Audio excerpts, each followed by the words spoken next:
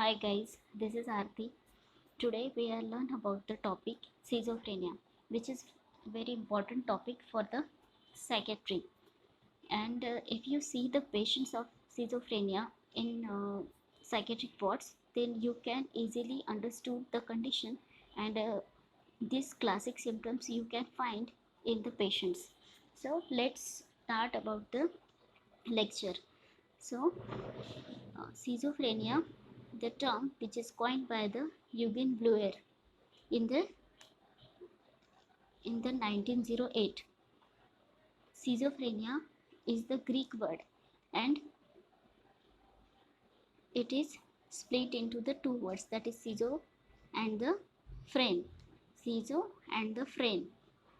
So schizo means split and the phren means the mind.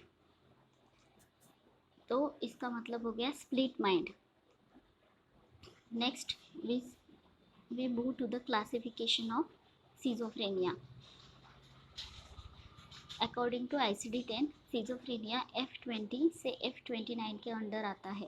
That is schizophrenia, schizotypal and delusional disorders. ठीक है. So F20 is the schizophrenia, F20.0 is the paranoid schizophrenia, F20.1 hebephrenic schizophrenia, F20.2 that is catatonic schizophrenia, F20.3 that is undifferentiated schizophrenia, F20.4 post schizophrenic depression, F20.5 residual schizophrenia, F20.6 simple schizophrenia and F21 schizotypal disorders. So ये तो classification हो गया और इसको आप मतलब serial wise याद भी रख सकते हो अगर एग्जाम में पूछा जाए तो. उसका एक निमोनिक बनाया है मैंने, that is PHC UPRSS. PHC UPRSS ये एक निमोनिक बनाया है. उसके आप इनिशियल्स है, ये सभी इनिशियल से मैंने ये बनाया है PHC UPRSS. ठीक है. Next we move to the definition. schizophrenia is the psychotic condition characterized by disturbance in thinking, emotion, volition and faculties in the presence of clear consciousness which usually leads to social withdrawal. ठीक है. तो ये definition है, इसको अपन समझ लेते हैं. आपको एग्ज़ाम में तो लाइन टू लाइन लिखनी होती है if you want to get the out of marks, पर आपको इसका डेफिनेशन का मीनिंग पता होना चाहिए. Schizophrenia is a psychotic condition characterize by the disturbance किसमें thinking, emotions, volitions and faculties. ये चार वर्ड्स है अपने की वर्ड्स. ठीक है. ये की वर्ड्स है अपने चार, which usually leads to social withdrawal.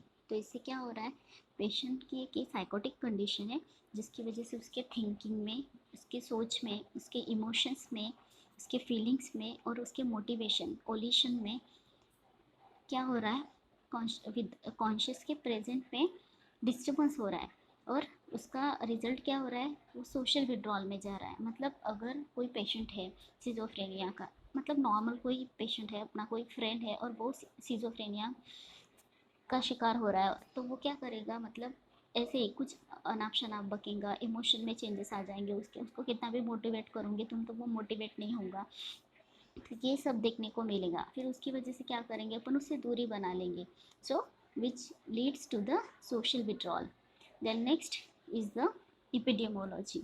Epidemiology क्या है इसकी, कि ये सभी कल्चर में सेम पाया जाता है. ऐसे कोई नहीं है कि क्रिश्चियन में पाया जाएगा, हिंदू में नहीं पाया जाएगा, ऐसा कुछ नहीं है. सभी कल्चर्स में ये सेम पाया जाता है. उसके बाद मोस्ट कॉमन कंडीशन है, जितने भी मेंटल इलनेसेस है उसमें से schizophrenia is the most common. Then 15% new admission in hospitals. जो भी जितने भी एडमिशन्स है हॉस्पिटल में, उसमें से 15% न्यू एडमिशन जो होते हैं वो सिजोफ्रेनिया की वजह से होते हैं. Then next is the 50% mental hospital beds. जो जितने भी केसेस आते हैं उसमें से 50% सिजोफ्रेनिया के होते हैं बच्चों. Then next is the 4 out of 1000, मतलब 3 to 4 केसेस आते हैं. अगर 1000 पीपल्स है उसमें से 3 से 4 लोगों को सिजोफ्रेनिया होने के चांसेस होते हैं. Then 1% risk throughout the life, मतलब अपनी अगर कोई भी रिस्क पूछे कितनी है, तो अपन बता सकते हैं कि अपने थ्रू आउट लाइफ में 1% रिस्क है अपने सबको कि अपने को सिजोफ्रेनिया हो सकता है। Then next is the peak age. Peak age क्या है? फीमेल्स में मेल में 15 to 25 है, फीमेल्स में 25 to 30 है। Then more common in low socio economic strata, जो मतलब क्राउडेड स्पेस में रहते हैं। लोअर सोशल इकोनॉमिक स्ट्राटा में क्या आता है, मतलब गरीब है एकदम, जिनके प्राइवेसी नीड्स कंप्लीट नहीं होते हैं, या फिर और साइकोलॉजिकल उन पे इम्पैक्ट होता है, एजुकेटेड फैमिलीज़ नहीं होती है, इसलिए उन लोग में ज़्यादा पाने की संभावना है। Then we move to the next slide, that is aetiology. Aetiology में क्या है? इटियोलॉजी देखते हैं, जस्ट अ मिनट गाइस। हाँ, इटियोलॉजी में क्या है? इसकी बायोलॉजिकल थेरीज है। First is the biological theories, in that we learn about the biochemical theories. Biochemical theories में 4 है बच्चों: dopamine hypothesis, neuronal neurostructural theories, then genetic theories and then perinatal risk factors. ठीक है, तो इसमें डोपामिन हाइपोथेसिस क्या है? डोपामिन हाइपोथेसिस में बताया गया है कि excess of and dopamine dependent neuronal activity होने की वजह से ब्रेन में कुछ चेंजेस आते हैं और उसके उन पेशेंट्स में सिजोफ्रेनिया देखा जाता है। But it is only hypothesis. Hypothesis का मतलब क्या है? It is not confirm, it's only hypothesise, it is a hypothesis not a confirmation about that. Hypothesis अपन रिसर्च के थ्रू बता सकते हैं। ठीक है, then next is the other biochemical hypothesis. क्या बताया गया है उसमें कि जो भी अपने ये होते हैं न्यूरो होते हैं, जैसे कि हो गया सेरोटोनिन, हो गया गाबा, हो गया उसके बाद एसिटिल कोलिन, हो गया उसके बाद न्यूरो रेगुलेटर्स में प्रोस्टाग्लैंडिन्स, एंडोर्फिन्स, ये सब कुछ इनमें अगर कुछ चेंजेस आता है, एबनॉर्मलिटीज़ आती है, इंक्रीज डिक्रीज जो कुछ होता है, उसकी वजह से जो ब्रेन में एक्टिविटीज़ होती है, उसकी वजह से सिजोफ्रेनिया के कुछ हाइपोथेसिस बताए गए हैं। Then next neurostructural theories. Second is the neurostructural theories. इसमें बताया गया है pre frontal cortex and the limbic cortex. Pre frontal and limbic, pre frontal and limbic cortex में अगर कुछ चेंजेस आते हैं तो ये बताया गया कि इन लोगों में देखने के चांसेस है सिजोफ्रेनिया। देन अदर देन सीटी एंड एमआरआई, इसमें क्या शो करता है सिजोफ्रेनिया पेशेंट्स का? सीटी और एमआरआई क्या शो करता है?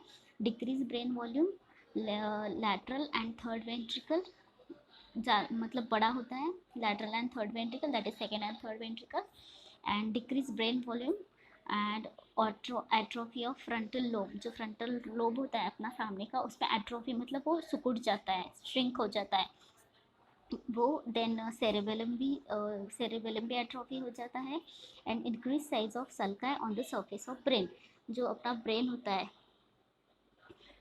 ये ड्रॉ नहीं करते आ रहा है अच्छे से, पर जो ब्रेन होता है उसमें सल्काए और गायराइज होते हैं, मतलब फोल्डिंग्स होते हैं ब्रेन में ऐसे, तो उसमें जो सल्काए होते हैं वो इंक्रीज हो जाता है साइज़ में, उससे मतलब वो भी एक रीज़न बताया गया है। Then next theory is the psychodynamic theory.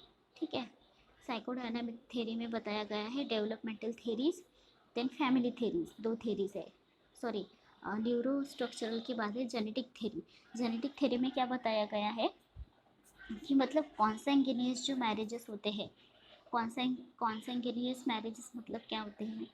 कॉन्सेंगिनियस marriages मतलब जो ब्लड रिलेटिव्स में मैरिजेस होते हैं, मतलब मासी की लड़की से शादी हो गई या मामा के लड़के से शादी हो जाती है, वो कॉन्सेंगिनियस मैरिजेस है, उन लोगों में ज़्यादा पाने की संभावना है। नेक्स्ट ऑल्सो जो सीजोफ्रेनिक्स के रिलेटिव्स होते हैं, मतलब पेशेंट के साथ जो उनके रिलेटिव होते हैं सीजोफ्रेनिया पेशेंट के साथ, उनमें भी चांसेस ज़्यादा है सीजोफ्रेनिया होने के उन लोगों में।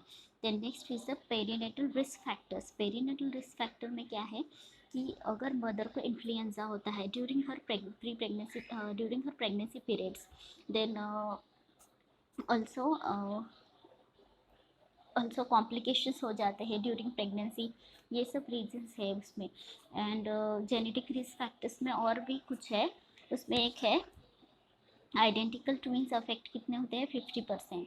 देन फ्रैटर्नल ट्विंस यानी कि डाइज़ाइगोटिक ट्विंस 15% अफेक्ट होते हैं, देन उनमें 15% चांसेस है। Then if one parent is affected due to schizophrenia there may be chance in the her child that is 15%। अगर एक पेरेंट में है तो बच्चे में होने के 15% चांसेस है, ठीक है। अगर दोनों पेरेंट में है तो 35% चांसेस है, ठीक है। ये हो गया अपना इसके जेनेटिक फैक्टर्स के रिस्क। उसके बाद हम अपन देखते हैं साइकोडायनामिक थेरीज। साइकोडायनामिक थेरीज में क्या है, developmental theories according to Sigmund Freud. आपको पता ही है कि उन लोग मतलब सिगमंड फ्राइड ने बताया है अपने को ईड, ईगो, सुपर ईगो, उसके बाद वो स्टेजेस है ओरल, फैलिक, एनल। ये तो इसके लिए अलग लेक्चर लेना पड़ेगा, पर अकॉर्डिंग टू सिगमंड फ्राइड उन्होंने बताया है कि जो डिफेंस मैकेनिज्म में कुछ डिनाइल हो गया है या रिग्रेशन हो गया है ओरल स्टेज में, तो इन लोग में लैटर एज में सिजोफ्रेनिया दिख सकता है, ठीक है। Then next is the family theories. Family theories में क्या है, mother child relationship, dysfunctional family system and double blind communication. So first is the mother child relationship. Mother child relationship में बताया गया कि जो कोल्ड मदर्स होती है और जो ओवर प्रोटेक्टिव मदर्स होती है, जैसे कि बच्चे को छोड़ेंगी ही नहीं, कुछ वो खेलता भी होगा तो उसको अकेले को खेलने नहीं देंगी, गिर जाएगा ऐसे बोल देंगी, वो कहीं बाहर नहीं जाने देंगी, ये हो गया उसका ओवर प्रोटेक्टिवनेस। ये बच्चे लैटर एज में सिजोफ्रेनिया का शिकार हो सकते हैं, इंडिपेंडेंट नहीं रहते वो बच्चे। Then next is the dysfunctional family system. इसमें क्या है, मतलब हस्बैंड वाइफ की झगड़े हो रहे हैं बच्चों के सामने, मारा पीटी हो रही है, तो इसका जो साइकोलॉजिकल इम्पैक्ट होता है वो बच्चों पे पड़ता है, और इससे later age में there will be chances to grow the schizophrenia in such a child. Then next is the double blind communication. Double blind communication में क्या है, मतलब पेरेंट्स कभी कभी बच्चों को बोलते हैं कि तो बहुत बड़ा हो गया है फिर भी ऐसी गलतियाँ करता है, और कभी कभी बोलते हैं तो इतना छोटा है फिर भी इतनी बड़ी बड़ी बातें करता है। सो इसमें क्या हो रहा है कि बच्चे को समझ नहीं आ रहा है कि बेसिकली मैं ग्रो कर रहा हूँ या छोटा ही हूँ। तो ऐसे भी बच्चे जो कॉन्फ्लिक्ट में आ जाते हैं, जो कंफ्यूज होते हैं, there may be chance to grow the schizophrenia in later ages. Then next is the vulnerability stress model. इसमें क्या बताया गया है, साइकोडायनामिक थ्योरी के प्री डिस्पोजिंग फैक्टर्स जो मैंने अभी बताए हैं प्लस स्ट्रेस, ये दोनों मिला के जो मतलब उसका आउटकम मिलता है, सिजोफ्रेनिया होता है पेशेंट्स को, उसको बोला है मतलब vulnerability stress model, psychodynamic plus stress. Then next is the social factors. Social factors में भी यही बोला गया है कि मतलब अगर सोशो इकोनॉमिक स्ट्रेटा लो है, देन उसके बाद हाई सोशल मोबिलिटी है, कहीं से बहुत बार एक जगह पे स्टेबल नहीं है, हमेशा ट्रांसफ़र होती रहती है इधर से उधर, स्टेबल नहीं हो पाते एक जगह पे, वो हो गया सोशल मोबिलिटी। देन उसके बाद वेरी लो सोशल स्टाटा जो मैंने आपको पहले एक्सप्लेन किया था वो, ये आ गया सोशल फैक्टर्स में। ये सभी टियोलॉजी थी, मतलब ये कंफर्म नहीं है पर हाइपोथेसिस है बच्चों। Then next move to the clinical features. इसमें दो क्लिनिकल फीचर्स दिए गए, एक यूगन ब्लेयर के फीचर्स है, एक Kurt Schneider's first rank symptoms of schizophrenia है। सो फर्स्ट 4 एज देख लेते हैं अपन यूगन ब्लेयर के। That is first is the affective disturbance. Affective disturbance में क्या बताया गया है कि inability to show appropriate emotional response, मतलब अप्रोप्रिएट इमोशनल रिस्पॉन्स नहीं होता है इन लोगों में, फ्लैट होता है इनका रिस्पॉन्स। मतलब तुम कुछ उनको खुशी की भी चीज़ बताओगे तो भी वो खुश नहीं होंगे, और दुख की भी चीज़ बताओगे तो भी उनको दुख नहीं लगेगा। ये हो गया उनका फ्लैट अफेक्ट रहेगा, खुश होने की जगह पे वो खुश नहीं होंगे, दुख होने की जगह पे वो दुखी नहीं होंगे।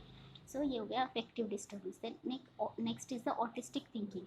ये इसमें क्या होता है, मतलब ऑटिस्टिक थिंकिंग है, individual unable to relate the other to environment, मतलब इंडिविजुअल से रिलेट नहीं कर पाता, एनवायरनमेंट से रिलेट नहीं कर कर पाता। ये हो गया autistic thinking. Then next is the ambivalence. इसमें क्या है, ये एरो बताया, opposite feeling towards the same person. मतलब कभी कभी एक ही इंसान अच्छा लगेगा, कभी कभी एक ही इंसान बुरा लगेगा बहुत। तो ये एम्बीवैलेंस है, कभी कभी गुस्सा आएगा, कभी कभी उस पर ही प्यार आएगा, ऐसे। So next is the associative looseness. इनमें लॉजिकली थिंकिंग नहीं होती है एसोसिएटिव लूजनेस में। मतलब कुछ भी थिंक करेगा, कोई मुझे मारने वाला है ऐसे, मतलब किसी ने मेरे खाने में कुछ मिला दिया, इसमें कुछ सेंस नहीं है। मतलब कोई कोई क्यों मारना चाहेगा इस पर्सन को, ये वो थिंक नहीं करता। तो इसका एसोसिएटिव लूजनेस हो जाता है। इसमें दिया है, ये हो गए आपके 4 एज। आप इसको एक्सप्लेन कर सकते हो आराम से नाम से इससे। Then next is the Kurt Schneider's first rank symptoms of the schizophrenia. First is the audible thoughts. Audible thoughts, इसमें थॉट इको होता है, उसको लगता है वो जो सोच रहा है वो उसका आवाज़ में आ रही है, आवाज़ वो सुन रहा है खुद ही। Then next is the hallucinatory voices. Hallucinatory voices में क्या, स्टेटमेंट रिप्लाई। मतलब उसको ऐसे लगेगा कि कोई उससे बात कर रहा है, वो अच्छे से उसको रिप्लाई कर रहा है। Then third is the voices in the form of commentary. उसको लगेगा कि कमेंट्री चल रही है 2-3 लोगों की, इस टाइप में उसको हेलुसिनेशन होगी। Then fourth is the thought withdrawal. वो बोलेगा कि मेरे जो ब्रेन में थॉट्स है वो कोई लेके जा रहा है, मेरे से दूर लेके जा रहा है, मतलब वो विड्रॉल करके जा रहा है, कोई और है। इसके बाद थॉट इंसर्शन। वो धड़ से कोई चीज़ गिरा देगा और बोलेगा ये तो मैंने किया ही नहीं, मेरे अंदर किसी के थॉट्स डाले जा रहे हैं और मैं ये सब कुछ कर रहा हूँ, that is thought insertion. Then next is the thought broadcasting. वो बोलेगा कि मेरे जो थॉट्स है वो ब्रॉडकास्ट हो रहे हैं, मतलब न्यूज़पेपर में आ रहा है, टेलीविज़न में आ रहा है मेरे थॉट्स, ऐसे बहाने वो बताएगा। So we move to the next part, that is, just a minute guys. हाँ, then next is the delusional perception. उसको अलग अलग परसेप्शन होगा। मतलब डिल्यूजन पढ़ाने जाओ तो उस पर एक लेक्चर लगेगा बच्चों, आप लोग को पता है। डिल्यूजन ऑफ परसिक्यूशन है, डिल्यूजन ऑफ ग्रैंडियोसिटी है, डिल्यूजन ऑफ इन्फ्लुएंस है।